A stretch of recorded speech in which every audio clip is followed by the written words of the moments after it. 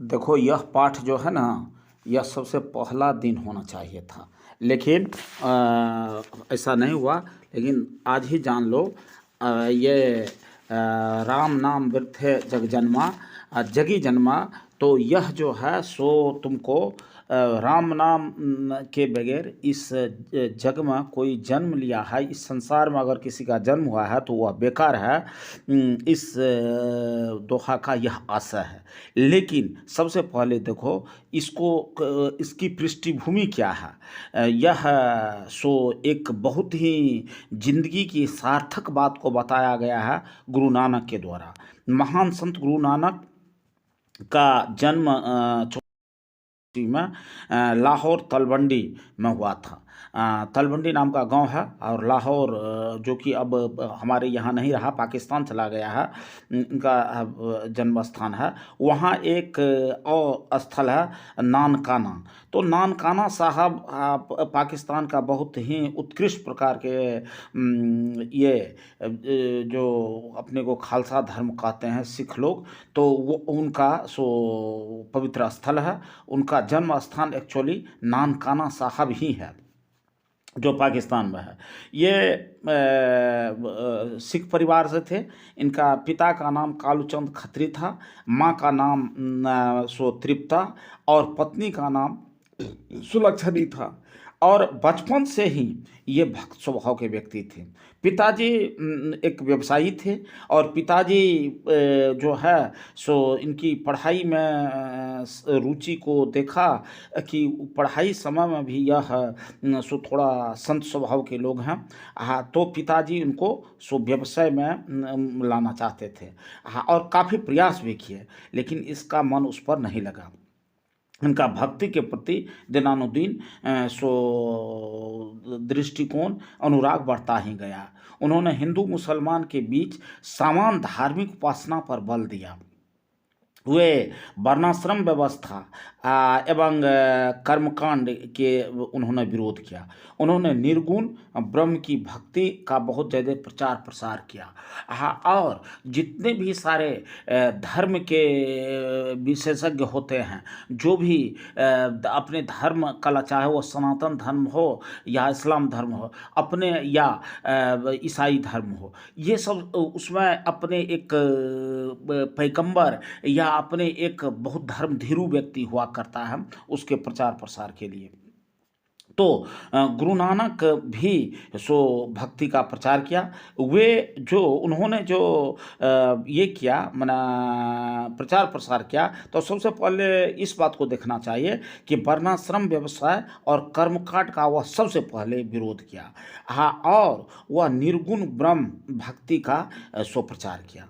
वे देशाटन करते हुए Mecca Medina तक पहुंचा, क्योंकि वो सभी धर्म के गहराई में पहुंचना चाहते थे। इसीलिए तो उन्होंने अपने द्वारा जो धार्मिक बातों की प्रवचन कही गई है, उसमें जो मंतव्य दिया गया है, उसमें आपको कर्मकांड को बहुत ज़्यादा महत्व देता है। और हिंदू और मुस्लिम के बीच वे समान धार्मिक उपासना रखते हुए और उनके संदर्भ में बहुत सारी गहराई को बताया है। गुरु नानक ने सिख धर्म का प्रवर्तन भी किया। और उन्होंने ईश्वर की सच्ची आस्था रखकर भक्ति करने की उपदेश दिया। कहा जाता है कि 79 वर्ष की अवस्था में मान 1539 ईस्वी में वे बाह गुरु कहते हुए प्राण त्याग दिए। इसलिए यह बाह गुरु जो है अभी जो खालसा धर्म है, सिख लोग हैं, उनके लिए यह एक बहुत बड़ा फुटप्रिंट्स बन गया है। वह एक बहुत बड़ा मार्ग चिन्ह बन गया है। और अपने दोहा में इन्होंने ईश्वर के प्रति अपना समर्पण व्यक्त किया है। और स्पष्ट रूप से कहा है, लोग आज के डेट तिथि में बहुत ज़्यादा आडंबर अपना लिया है, और जो नहीं अपनाना चाहिए वे कहते हैं कि अपने दोहा में वे कहते हैं कि लोग को सो अपनी आशाओं और आकांक्षाओं, इच्छा जो है उसका त्याग करना चाहिए और सांसारिक मोह ममता से मुक्त हो जाना चाहिए। जो क्रोध और काम से दूर रहे और उसके घट में सो ब्रह्म का निवास होता है। वह ब्रह्म का निराकार रूप प्रस्तुत करने का कोशिश किया है अपने दोहा के माध्यम से। और कवि की एक बहुत बड़ी विशेषता है कि वे संत कवि गुरु नानक कहते हैं जिसने आशा और आकांक्षा और सांसारिक मोह माया को त्याग कर दिया है, उसमें जीवन की बहुत कुछ सो सार्थक हो सकता है। जिसके जीवन में काम क्रोध के लिए कोई स्थान नहीं है, जो विगत काम और क्रोध को छोड़ दिया है, क्रोध रहित हो गया है, उसकी अंतरात्मा में ब्रह्म का निवास होता है। और फिर जिस पर गुरु की कृपा होती है वह सो इसी मुक्ति का पहचान कर पाता है और गोविंद की तरह सो वह लीन हो जाता है और कहता है गोविंद में उसी तरह लीन हो जाता है जिस तरह पानी पानी में विलीन हो जाता है। और पानी की भिन्नता स्पष्ट करते हुए वह कहते हैं मेरे और मेरे जो गोविंद है उसमें कोई अंतर नहीं है। तुम इनके दोहा में आगे पढ़ोगे जो जिसमें तुम देखोगे जो आशा मनसा सकल त्याग के जग ले रहे निराशा आ काम क्रोध जे ही पर से नाहिन ते ही घट ब्रह्म निवासा। फिर कहते हैं गुरु कृपा जे ही नर पे किन्हे तिन्हे यह युक्ति पिछानी नानक लीन भयो गोविंद सो ज्यों पानी संग पानी। कहने का मतलब यह है, इसमें युक्ति का उन्होंने बात बताया है और कहा है कि आशा आकांक्षा मोह ममता तथा काम क्रोध से अपने को मुक्त करना चाहिए। जो आशा आकांक्षा सांसारिक मोह ममता और काम क्रोध से अपने को अलग रखता है, उसी के घट में ब्रह्म का निवास होता है, ईश्वर का निवास होता है।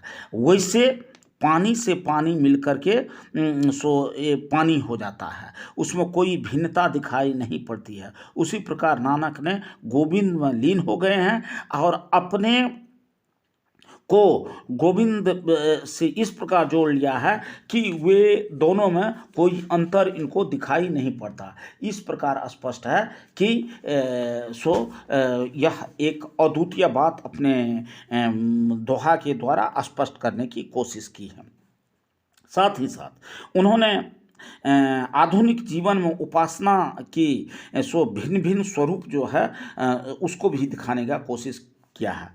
उन्होंने ईश्वर उपासना में लोग को तीर्थाटन करने रहने और जटा बढ़ाकर भस्म रमाकर साधु संत धारण कर लेते हैं, उसको वह दिखावा कहते हैं। फिर गंगा स्नान दान पुण्य करते हैं, मंदिर मस्जिद में जाकर के परमात्मा की पुकार करते हैं। साथ ही साथ आज धर्म के नाम पर जो विभेद किया जाता है उसको वह अमान्य कहता है और उनका कहना है कि धर्म को प्रतिष्ठित प्राप्ति के साधन मानकर मानव बाह्य आडंबर को अपना लेता है, उसको छोड़ देना चाहिए। बड़े बड़े धार्मिक आयोजन किए जाते हैं जिसमें अत्यधिक धन की खर्च होती है, फिर भी लोग सुख शांति से नहीं रह पाते हैं, उनमें सुख शांति नहीं मिलती है। आज के लोग भटकाव का पथ अपना लिया है, उसी पर अग्रसर हो रहा है।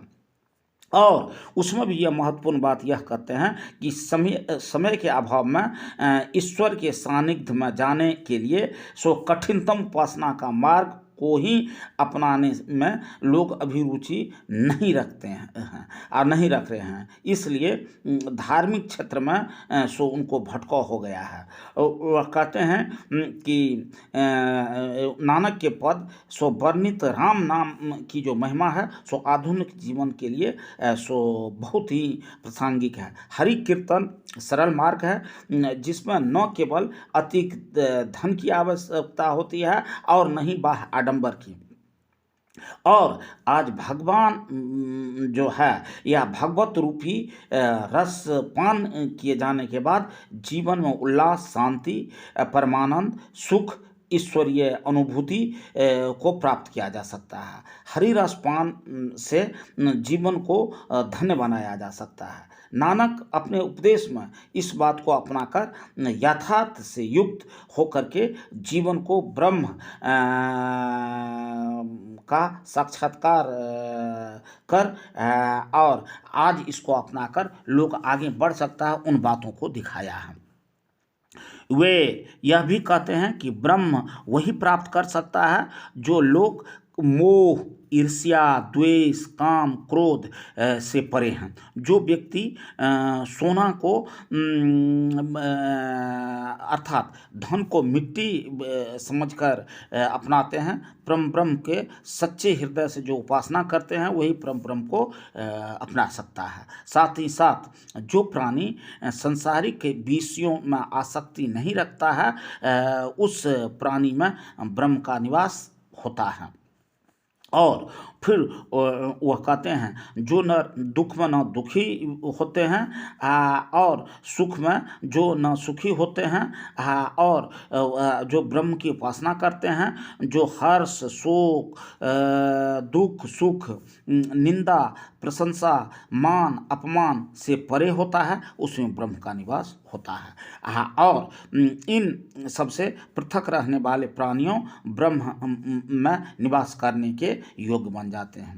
पुनः कवि कहते हैं कि ब्रह्म है सो निर्गुण है एवं निराकार है, वैराग भाव रखकर हम उसे पा सकते हैं। झूठी बड़ाई या झूठी मान सम्मान, निंदा, शिकायत का उलझन मनुष्य जो करता है वह ब्रह्म से सदैव दूर रहता है। ब्रह्म को पाने के लिए सो सच्ची मुक्ति के लिए हर्ष, शोक, मान सम्मान से सदैव दूर रहना चाहिए। उदासीन रहते हुए ब्रह्म का उपासन करना सो बहुत ही कठिन बात है और इसे प्राप्त नहीं किया जा सकता है। समयाभाव में ईश्वर की सानिध्य पाने के लिए कठिनतम उपासना के मार्ग को अपनाने से लोग इसे प्राप्त तो करता है लेकिन वह कठिनतम काम कर नहीं पाता है। अब देखिए इस चैप्टर में जो प्रश्नोत्तर है उसके बारे में, इसके बाद मैं दोहा का शाब्दिक अर्थ कहता हूँ। कभी किसके बिना जगत में जन्म को व्यर्थ मानता है, कभी राम नाम के बिना जगत को सो व्यर्थ मानता है। पुरानी वाणी के रूप में इस चीज़ की स्पष्टीकरण सो कर चुका है। फिर दूसरा क्वेश्चन है वाणी कब बीस के समान हो जाती है। तो अब देखिए इसमें उनका कहना है कि पुस्तक पाठ, व्याकरण के ज्ञान की बखान, दंड, कमंडल धारण करना और शिखा बढ़ाना, जटा बढ़ाना, तीर्थ भ्रमण करना, तन में भस्म लगाना, वसनहीन होकर सो नग्न रूप धारण करना, घूमना ईश्वर प्राप्ति का साधन वे लोग मान लेते हैं। लेकिन कवि का कहना है भगवान नाम कीर्तन के आगे में सो सब व्यर्थ है। जो मन से भगवान नाम का कीर्तन करता है वही उसका अधिकारी होता है। अब देखिए प्रथम पद के आधार पर बताएं कि कवि ने अपने युग में धर्म साधना कैसे कैसे रूप देखे थे। अब देखिए इसमें तुमको कहना है क्या कि शिखा बढ़ाना, ग्रंथों को पाठ करना, व्याकरण वाचना करना इत्यादि धर्म साधना माने जाते हैं। और इसी तरह सो भस्म रमाकर, साधु वेश धारण करके, तीर्थ करके, कमंडल धारण करके, बहुत कम वस्त्र का प्रयोग करके या नग्न रूप में या वस्त्र त्याग करके घूम करके और सो लंबी लंबी बात करके धर्म धारण करना चाहता है। लेकिन यह रूप जो है सो वास्तविक ईश्वर या परमात्मा को प्राप्ति का नहीं है। कभी फिर आगे क्वेश्चन है हरि रस से कवि की क्या अभिप्राय है। तो अब देख लो हुए भगवान के नाम से बढ़कर अन्य कोई धर्म साधना नहीं है। भगवान कीर्तन से स्व परमानंद प्राप्त करके सो हरि को प्राप्त किया जा सकता है। भगवान नाम कीर्तन नाम स्मरण में अगर डूब जाए तो हरि कीर्तन में रम जाना, कीर्तन में उत्साह परमानंद की अनुभूति करना ही हरि रस है। और हरि रस पान जीव कर सकता है और इससे जीवन को धन्य बना सकता है। देखो एक बहुत इंपॉर्टेंट क्वेश्चन, कवि की दृष्टि में ब्रह्म का निवास कहाँ होता है? तो अब इस बारे में देखिए, वह सारे प्राणी के बारे में कहते हैं जो प्राणी सांसारिक विषयों की आसक्ति से रहित हैं, जो मान अपमान से परे हैं, हर्ष शोक दोनों से दूर हैं, इन प्राणियों में ब्रह्म का निवास होता है। कहने का मतलब मोह क्रोध काम और लोभ जिसे नहीं छूता है, ऐसे प्राणियों निश्चित रूप से ब्रह्म के अधिकारी होता है और ब्रह्म में उनका निवास होता है। फिर कहते हैं गुरु की कृपा से किस युक्ति को पहचान की है? कवि का कहना है ब्रह्म से साक्षात्कार करने के लिए लोभ मोह ईर्ष्या द्वेष निंदा इत्यादि जैसे तत्व से, सांसारिक वस्तु से, ममता से हमेशा दूर रहना चाहिए। ब्रह्म के सानिध्य प्राप्ति के लिए सांसारिक विषयों से रहित होना अति आवश्यक होता है। जो प्राणी माया मोह काम क्रोध लोभ हर्ष शोक से रहित है, उसमें ब्रह्म का अंश विद्यमान होता है और वह ब्रह्म की प्राप्ति कर लेता है। ब्रह्म प्राप्ति के लिए युक्ति की पहचान गुरु कृपा से ही हो पाती है और गुरु जो है बिना ब्रह्म के पाने की युक्ति का ज्ञान नहीं करा सकता है और नहीं मिल सकता है।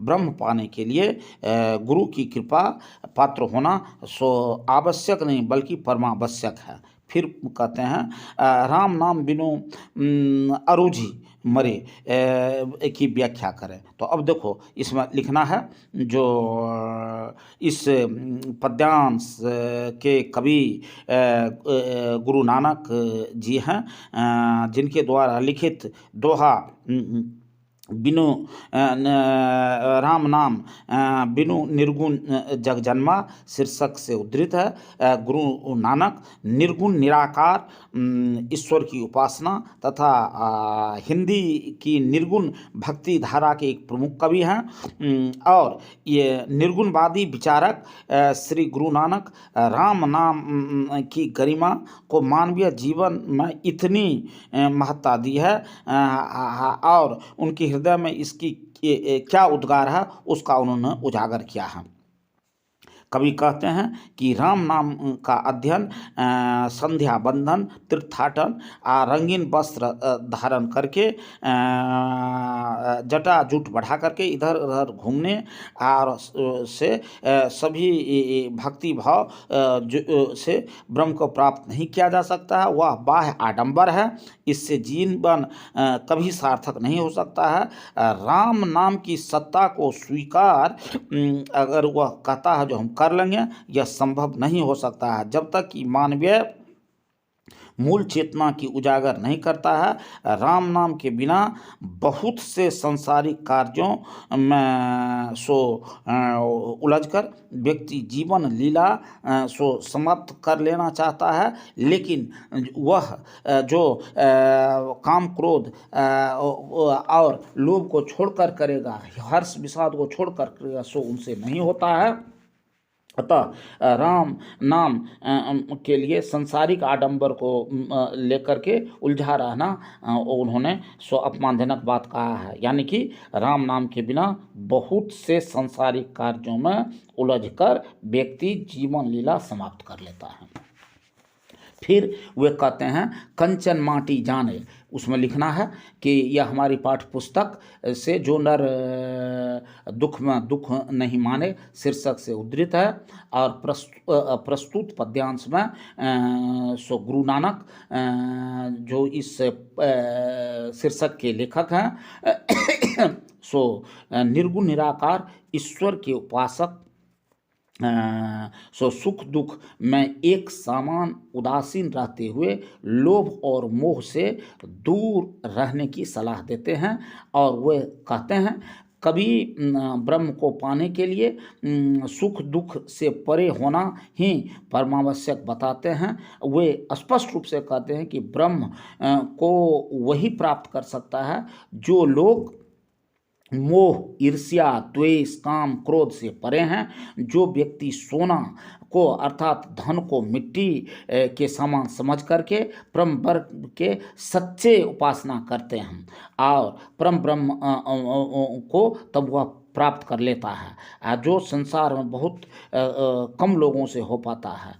और जो लोग ऐसे कर लेते हैं वो उनमें ब्रह्म का निवास होता है, उस प्राणी में ब्रह्म का निवास होता है।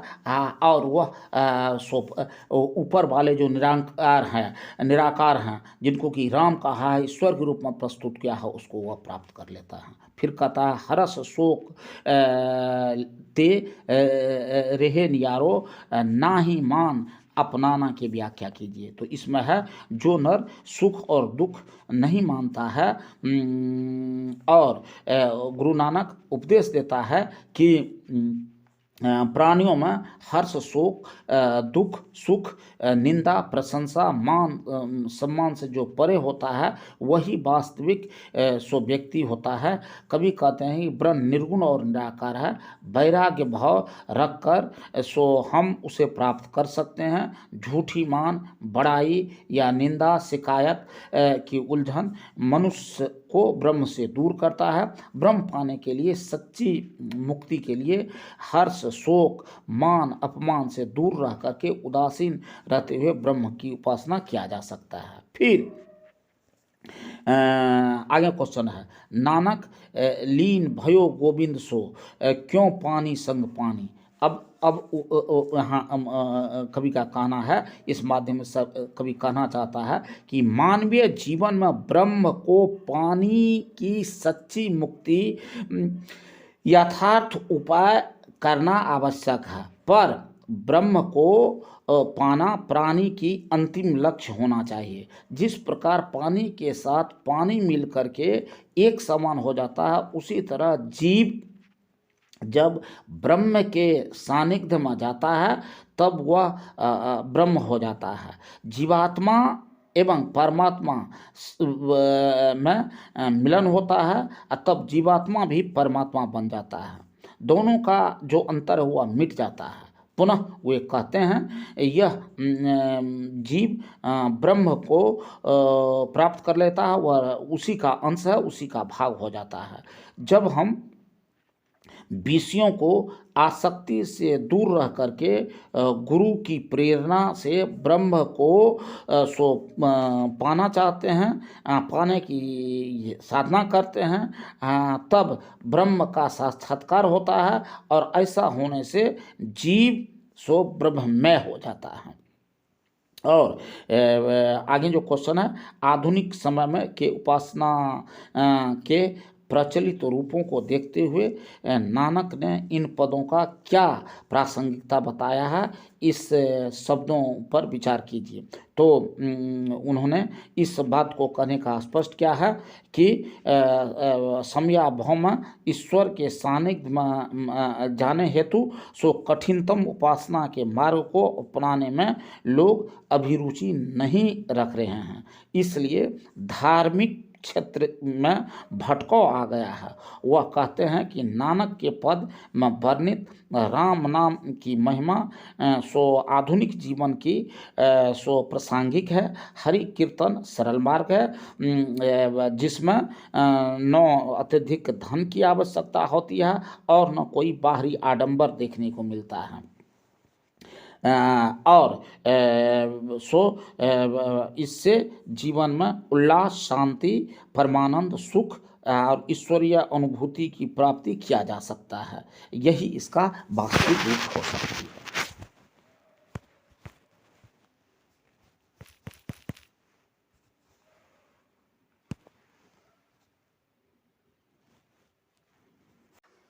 देखो यह चैप्टर जो है इसका तुम सारांश को जानने का कोशिश करोगे। और सबसे पहले राम नाम बिनु बिरखे जगी जन्मा तुमको बताया जा चुका है। जो इनके लेखक सो गुरु नानक जी हैं। और गुरु नानक जी जैसे कि स्पष्ट हो गया पहले कि वह आपको खालसा धर्म के सब बहुत बड़े प्रवर्तक रहे हैं। हाँ, और वो सो वैसे आदमी जीता सब बहुत लंबी नहीं है, 70 वर्ष तक ही ये जिए थे। 1469 ईस्वी में जन्म और 1539 ईस्वी में इनकी मृत्यु हुई।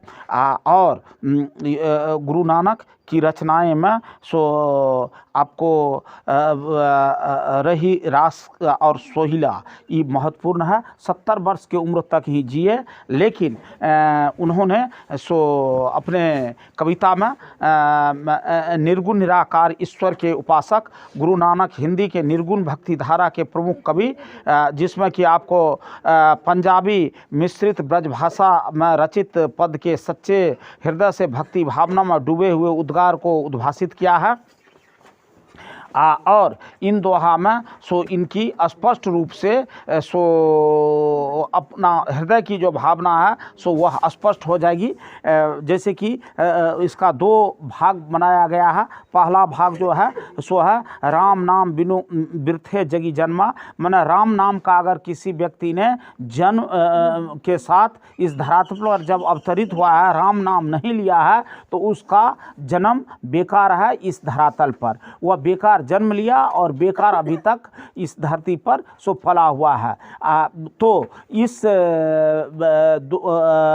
पंक्ति के माध्यम से उन्होंने लोगों को एक संदेश दिया है।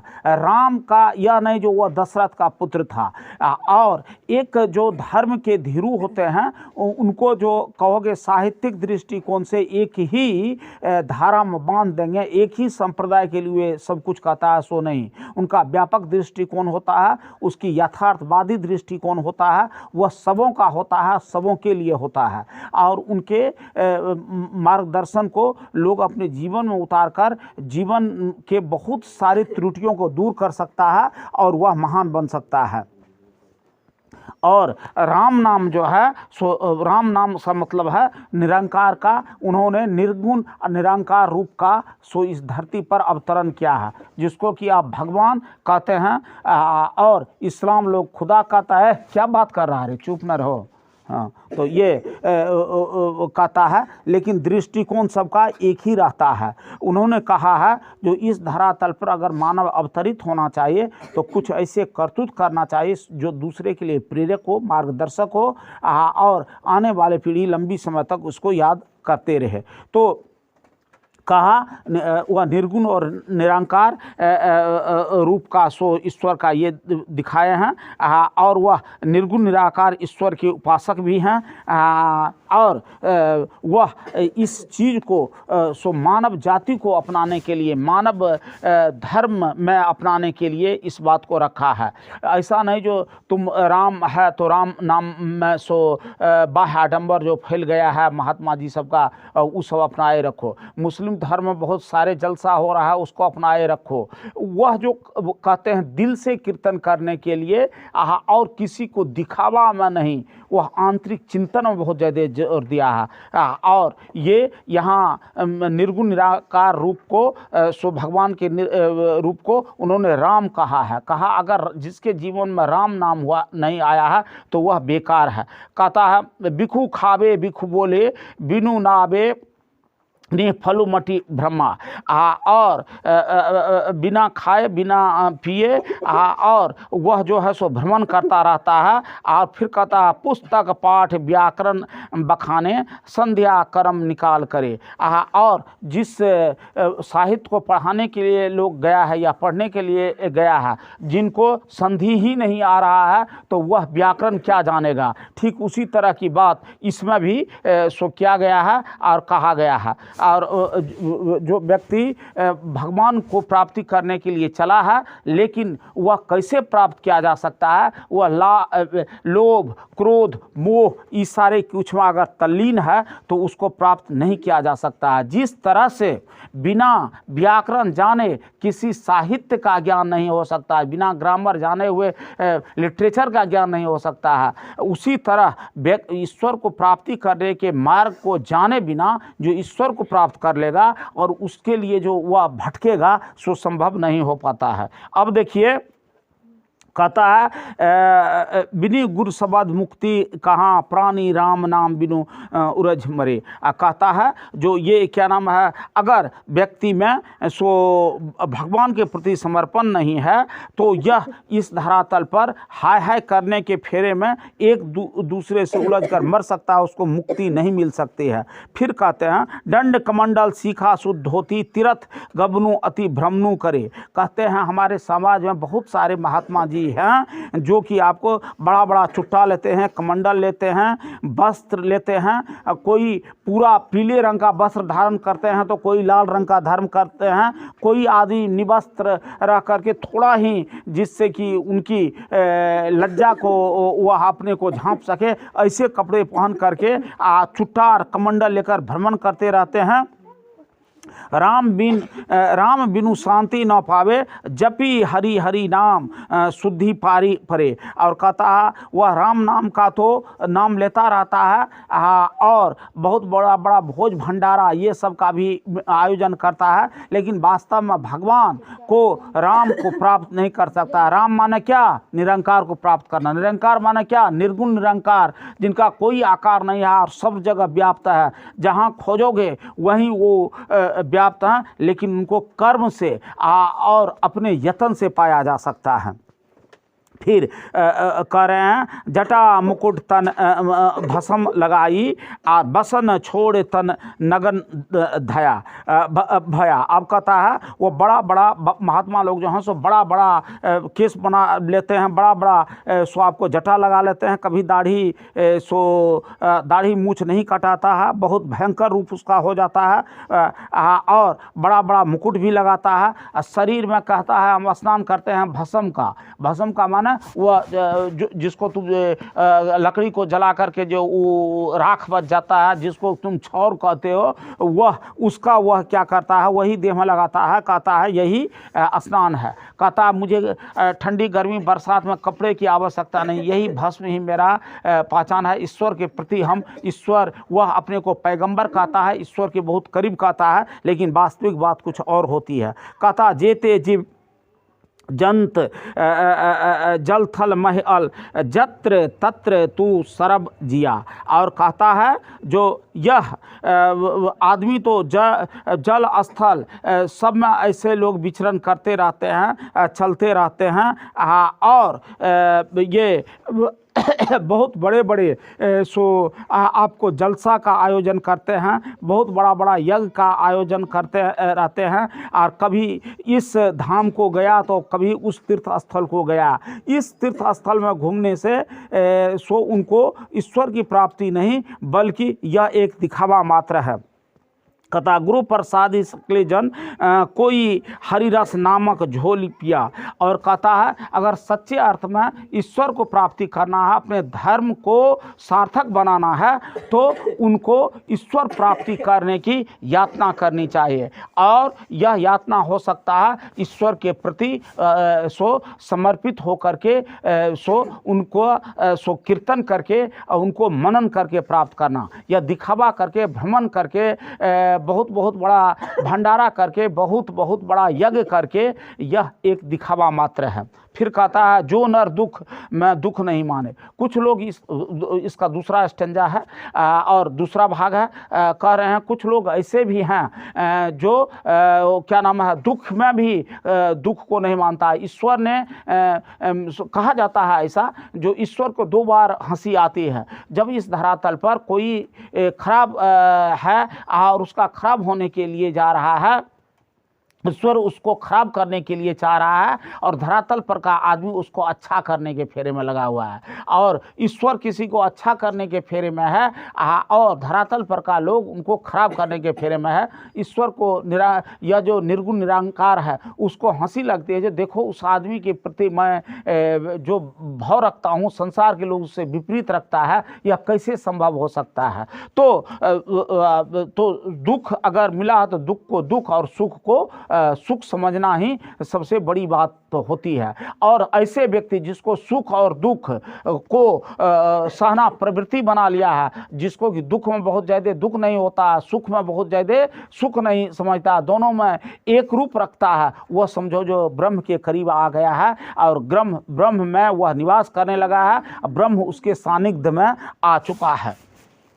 कहता जो नर दुख में दुख नहीं माने। प्रत्येक व्यक्ति को जो इस धरती पर ब्रह्म के करीब पहुंचना चाहता है, ईश्वर के करीब पहुंचना चाहता है, अपने जीवन को धन्य करना चाहता है, जीवन को साकार करना चाहता है, उनको सो भजन कीर्तन के अलावा मनन करने से, मुख से उच्चारण करना सो बहुत ही आवश्यक बात होती है।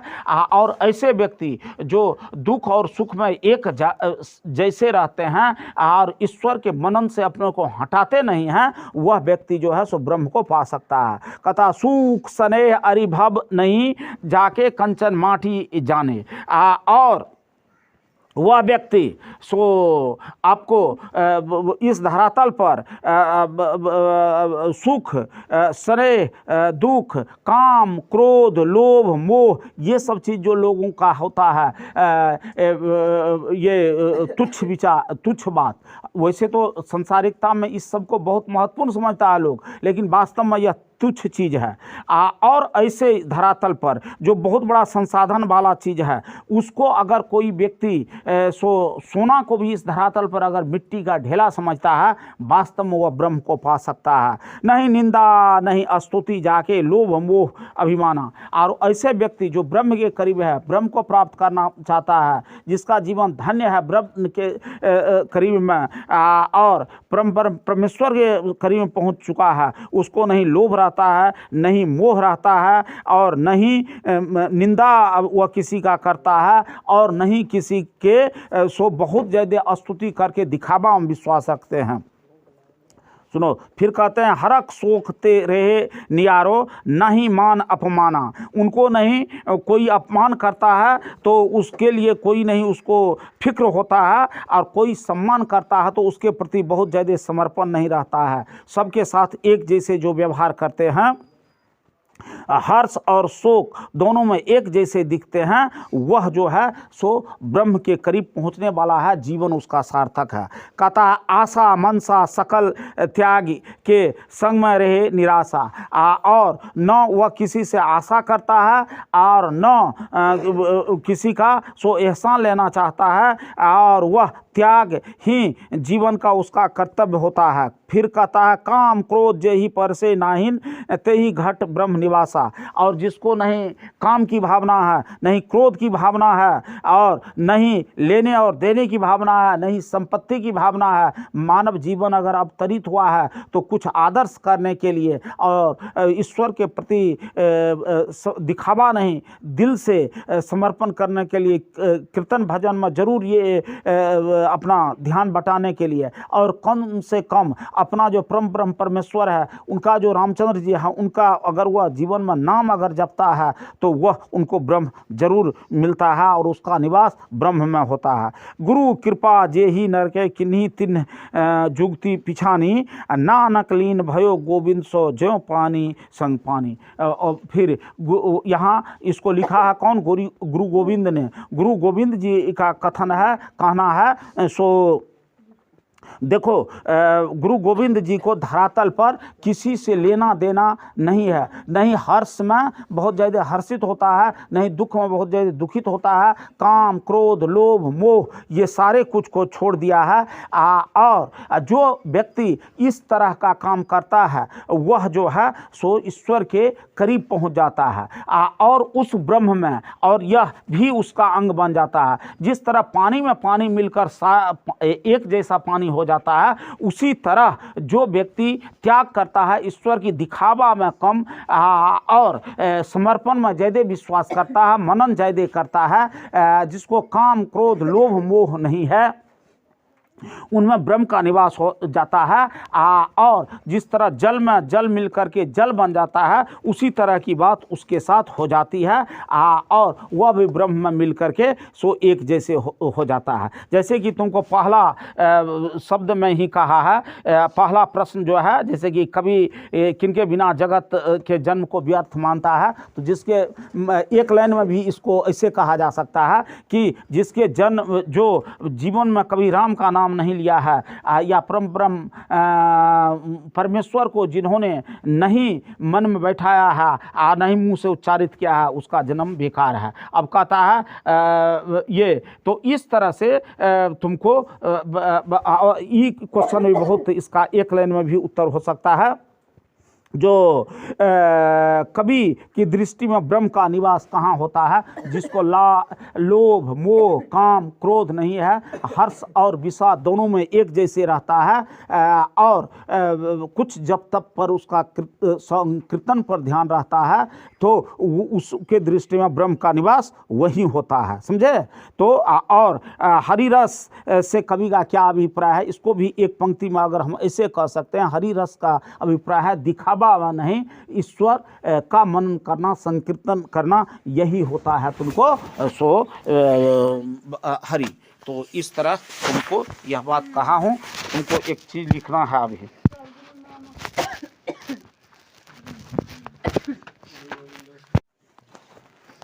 में लाहौर तलवंडी